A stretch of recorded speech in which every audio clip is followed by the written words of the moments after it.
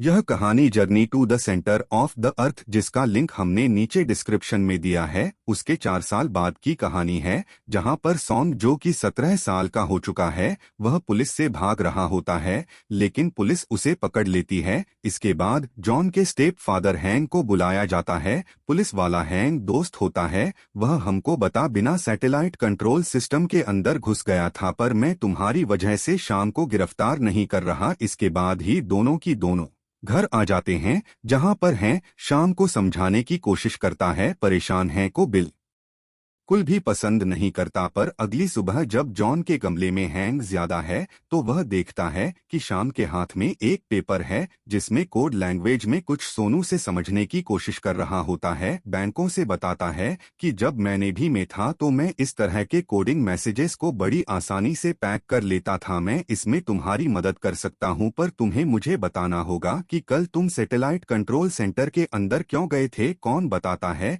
कि रेडियो पर मुझे एक मैसेज मिला था और सिग्नल वीक होने की वजह से उस मैसेज को मैं अच्छे से सुन नहीं पाया, इसीलिए मुझे सैटेलाइट कंट्रोल सेंटर जाना पड़ा, जहां जाकर उस मैसेज को मैंने एक पेपर पर दोबारा लिख लिया। जंक्शन के साथ अपने रिश्ते अच्छे करना चाहता है, इसीलिए वह इस मैसेज को समझने में उसकी मदद करता है। उनको एक लाइन का मतलब बताता है जिसमें लिखा होता है। यह सुनकर बहुत खुश हो जाता है और वह है कोई किताब दिखाता है, जिस किताब का नाम होता है दम घुटता है। तो उसमें 3 और किताबों के नाम होते हैं और यह तीनों किताबों पर होती हैं। किताबों में कुछ भी समझ नहीं आता है। इसमें कालीन की कोऑर्डिनेटर यानी कि उसकी लोकेशन भी होती है। डॉन अबू सलेम पर जाना जाता है, लेकिन है उसे कहते हैं कि मैं तुम्हें जाने नहीं दूंगा। किसी सिरफिरे इंसान ने तुम्हें वहां से कोई मैसेज भेजा और अब तुम वहां पर जा रहे हो। कौन कहता है कि वह सारे इंसान भी दादाजी हैं,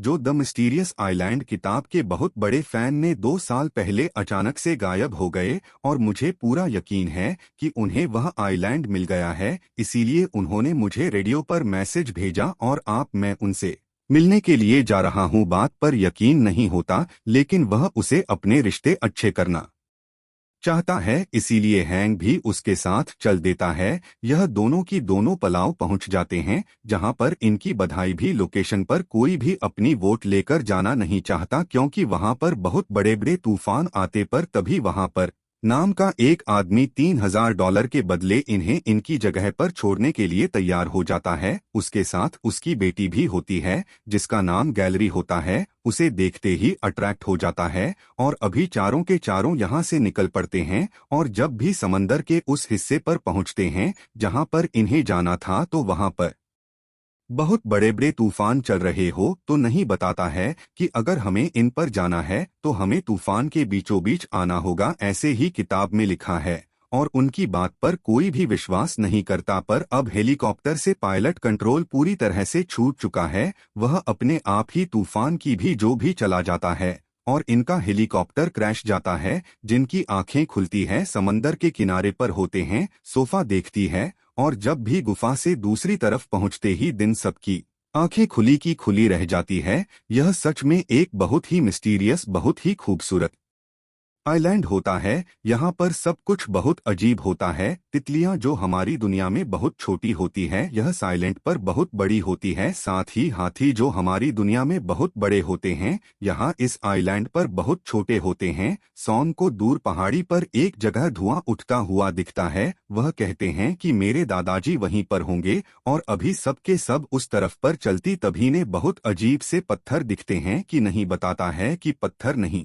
है, बल्कि अंडे, और कभी यहाँ पर एक बहुत बड़ी छिपकली इन सब पर हमला कर देती है। यह सब के सब यहाँ से भागना शुरू कर दी, और इससे पहले छिपकली इन सब को अपना निवाला बना दी। उस पर हमला करके यहाँ पर शौकी दादा अलेक्जेंडर आती। वह बताते हैं कि उन्होंने यहाँ पर रहना सीख लिया। इसके बाद इन सब को अपनी जगह पर ले जाते हैं, जहाँ पर उनका अपना ट्री हाउस होता है, जिसके अंदर रहने खाने पीने की सारी सुविधाएं होती है।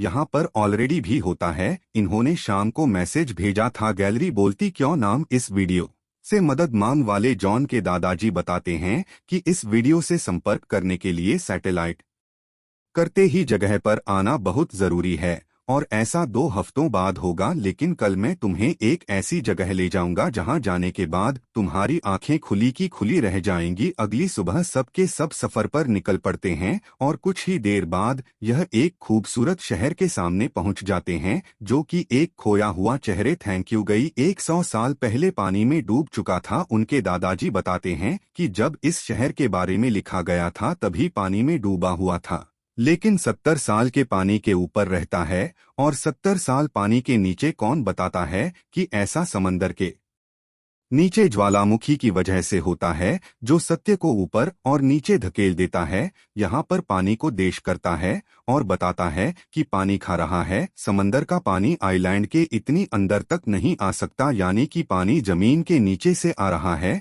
मुझे लगता है कि जल्दी डूबने वाला है। हालांकि उनके दादाजी उसकी बातों पर विश्वास नहीं करती और कहते हैं कि मेरी कैलकुलेशन के हिसाब से 14 साल लगेंगे, लेकिन हैंग की बात पर विश्वास नहीं करता। वह कहता है कि मेरी कैलकुलेशन के हिसाब से 2 से 3 दिन में पानी के अंदर डूब जाएगा। उस किताब में था, उसी किताब में एक बहुत बड़ी नदी का नाम, जो किताब में इस बात का कि कहाँ पर है पर पहुंच जाते हैं। उनकी दादाजी इन्हें कैप्टन इमो की समाधि पर ले जाते हैं और बताते हैं कि यह उनके साथियों ने बनाई थी। यहाँ पर कैप्टन नींबू की लिखी हुई एक डायरी भी है जिसे कह देनी अंदर से ले आती हैं। इन सब को पता चलता है कि नियमो हिंदुस्तान से था। उसकी डायरी में यह भी लिख उसका जो सबमरीन यानी कि पनडुब्बी है वह इस आइलैंड की दूसरी तरफ है जो कि एक ज्वालामुखी की चोटी पर है। और अब यह सब के सब उस तरफ देख शॉर्टकट रास्ते से निकल पड़ते हैं जहां रास्ते में इन्हें बहुत अजीब अजीब से पेड़ दिखती, साथ ही यहाँ पर बहुत बड़ी बड़ी चींटियां होती है। इनका रास्ता बहुत ही खतरनाक होता है,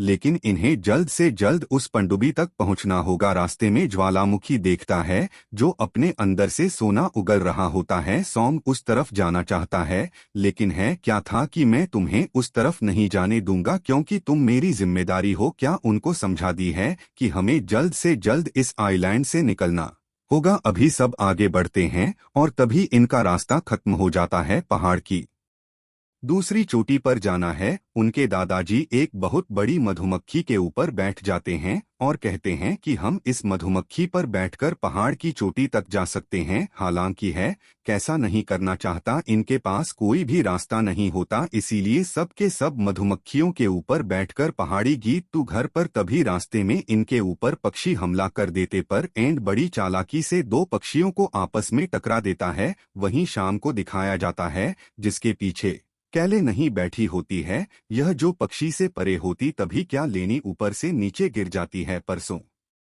नीचे आकर उसे बचा लेता है। इसके बाद शाम के लेनी को नीचे उतारते हैं और आखिरी बची पक्षी को अपने पीछे ले जाता है। वह बड़ी चालाकी से उस पक्षी को मकड़ी के जाल में फंसा देता है जिससे उसके हो जाता है। एक गाना भी गाते हैं ताकि उसका पेन से माइंड डाइवर्ट हो सके। थैंक यू और सोन के बीच में रिश्ते अब पहले से बहुत बेहतर हो गए हैं। वहीं दूसरी तरफ से लेने के पिता को पता चल जाता है कि उसकी बेटी सोन को और शाम उसकी बेटी को पसंद करता है, लेकिन क्या लेनी कहती है कि कॉलेज में पढ़ेगा जबकि हमारी दुनिया बहुत छोटी है। रात को जब इस अब सो जाते हैं तो कह लेने की पिता यहाँ से निकल जाते हैं। दरअसल वह सोने की ज्वालामुखी के पास जा रहे हैं ताकि वहां से सुना लाकर वह अपनी बेटी को एक अच्छे कॉलेज में पढ़ा था कि सुबह जब उठते हैं तो वह देखते हैं कि वहां पर क्या लेने के पिता नहीं है, साथ ही यहाँ पर बहुत ज्यादा पानी भर गया होता है। इन्हें समझ में आ जाता है कि कुछ ही घंटों के बाद यह पूरा का पूरा आइलैंड समंदर में समाने वाला है, यानी कि इन सबको जल्द से जल्द पनडुब्बी तक पहुंचना पड़ेगा। लेकिन अपने पिता को लेने के लिए जाना चाहती हैं कौन कहता कि मैं उसके साथ जाऊंगा और उसके अंकल में फ्रैक्चर है इसीलिए पहाड़ के ऊपर नहीं चढ़ता। के साथ जाने के लिए तैयार हो जाती है। मैं अलग अलग अपने सफर पर निकल पड़ते हैं और कुछ ही घंटों के बाद के लिए नहीं अपने पिता तक पहुंच जाती है जो सोने का एक बहुत बड़ा पत्थर उठाने की कोशिश कर रहे होते। कैली ने अपने पिता को समझाती है। वह कहती कि मुझे इस दुनिया की कोई दौलत नहीं चाहिए, मैं आपके साथ रहना चाहती हूँ। उसके पिता भी समझ जाते हैं और अभी तीनों की तीनों पहाड़ की चोटी की तरफ निकल पड़ते हैं जहाँ पर हैं कोरोने ने पनडुब्बी से लेने आने वाले वाहन को शाम को दिखाया जाता है जो उस जगह पहुँच जाते हैं जहाँ पर पनडुब्बी को होना चाहिए था, लेकिन वहाँ पर पनडुब्बी नहीं होती क्योंकि पानी का लेवल बढ़ने की वजह से पानी के अंदर समा चुकी होती है। यह दोनों की दोनों समंदर के अंदर जाती और तभी एक बहुत बड़ी मछली जिसके जब पर हमला कर देती है, यह किसी तरह से उससे बात जाते हैं और इससे पहले कि वह दोबारा इन पर हमला करती सबमरीन यानी कि पनडुब्बी के अंदर चले जाते हैं, जहां पहुंचने के बाद सबसे पहले यह पनडुब्बी का सारा पानी बाहर निकालते हैं। इसके बाद यह इंजन को स्टार्ट करने की कोशिश भी करते हैं, लेकिन पनडुब्बी का थैंक्स नीचे से इंजन चेक करके आता है और उसे ऑन को बताता है कि इंजन को एक बहुत तेज इलेक्ट्रिसिटी के झटके की जरूरत है। इनके पास इलेक्ट्रिसिटी के झटके के लिए सिर्फ एक ही तरीका है और वह तरीका वही मछली है जो बाहर इनके शिकार के लिए घूम रही है, जिसके जबड़ों में हजारों वोल्ट का करंट है। यह इंजन की वायर को लोहे की एक बहुत बड़ी रोड के साथ सेक्स कर दे और आप हैंग बाहर जाता है, जहां पूर्व खतरनाक मछली है। और जब वह मछली उसका शिकार करने के लिए उनकी तरफ बढ़ती है तो वह लोहे की रॉड को उसके मुंह के अंदर डाल देता है, जिससे इंजन को एक बहुत बड़ा झटका मिलता है और इनकी पनडुब्बी स्टार्ट हो जाती है। हिंदी वापस पनडुब्बी के अंदर आ जाता है। वही कह देनी उसके पिता और उनके दादाजी को दिखाया जाता है, जो ज्वालामुखी के फटने से साथ ही चारों तरफ पानी भरने से एक चट्टान के ऊपर फंस जाते पानी होता है, जिसकी ऊंची लहरों में इनकी चट्टान भी ऊपर की और उठना शुरू हो जाती है। और इससे पहले क्यों दोबारा समंदर में चांदी, यह तीनों की तीनों समंदर में कूद जाते हैं और एक दूसरे का हाथ पकड़ लेते हैं। और जब भी नहीं लगता है कि इनकी जिंदगी का अंत आ चुका है, तभी सामने जो पनडुब्बी जिसके अंदर है कौन है वह आ जाती है और इन तीनों को पनडुब्बी के अंदर ले लेते हैं। उनकी परेशानियां खत्म नहीं होती क्योंकि इनके सामने पानी के अंदर बहुत बड़ी बड़ी चट्टानें हैं और एक चट्टान का बहुत बड़ा टुकड़ा होता है, बताना उसे दबा देना। इसके बाद ओपन टू बी में एक मिसाइल जाता है और जॉन को बटन दबाने के लिए कहता है, और जो बहुत बड़ा पत्थर इनकी पनडुब्बी की तरफ आ रहा होता है इन पत्थरों से टकराती है और उसके टुकड़े टुकड़े हो जाते हैं। इनकी पनडुब्बी वहां से बचकर निकल जाती है। यह सब के सब अब बहुत खुश हैं। जॉन भी हैंक को पसंद करता है, इसीलिए वह से अपने गले से लगा लेते हैं। शादी शान और गैलरी यह दोनों एक दूसरे को प्यार करते हैं। इस जगह से निकलने के 6 महीने बाद दिखाया जाता है कि कल के पिता जिनके पास उनका हेलीकॉप्टर नहीं है, लेकिन अब उनके पास एक बहुत पुरानी और शानदार भी है, जहां पर वह अपनी माँ बैंक और अकेडमी के साथ होता है। तभी वहां पर उसके दादाजी आते हैं और उसका बर्थडे प्रेजेंट उसे दे जो एक किताब होती है और ही किताबी जूस की होती है, जिसका नाम होता है फ्रॉम और टू द मून, और कहते हैं कि हमारे परिवार का अगला एडवेंचर किए होगा। तो यह थी पूरी कहानी द मिस्टीरियस आइलैंड की मूवी 2012 में रिलीज हुई थी। IMDb रेटिंग है 5.3 का। बॉक्स ऑफिस कमाई की कहानी आपको पसंद आई होगी।